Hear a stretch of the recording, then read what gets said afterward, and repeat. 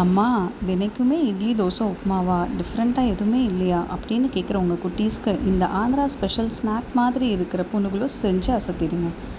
நான் இன்றைக்கி 2 கரண்டி இட்லி மாவு தான் எடுத்திருக்கேன். அதோட 1/2 கப் மைதா மாவு, ஒரு பிஞ்ச் ஆப்ப சோடா, அப்புறம் கிறிஸ்பியாக வர்றதுக்காக கொஞ்சம் ரவா சேர்த்து, உப்பு எவ்வளோ வேணுமோ உங்கள் குவான்டிட்டிக்கு தகுந்த மாதிரி போட்டு ஆட் பண்ணிக்கோங்க.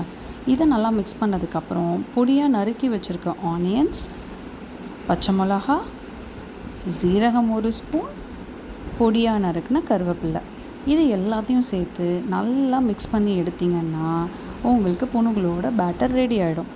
அப்புறம் என்ன, அடுப்பில் வானலியை வச்சு எண்ணெயை ஊற்றி பேட்டரை எடுத்து கிள்ளி கிள்ளி போட்டு பொரித்து எடுத்திங்கன்னா நல்ல சுட சுட கிறிஸ்பியான புனுகுலும் ரெடி ஆகிடும். இந்த ஐட்டத்தை நீங்கள் கோகோனட் சட்னி ஒரு டொமேட்டோ சட்னியோடு வச்சு சர்வ் பண்ணுங்கள். சூப்பராக இருக்காமான்னு சொல்லி திரும்ப திரும்ப கேட்டு வாங்கி சாப்பிடுவாங்க.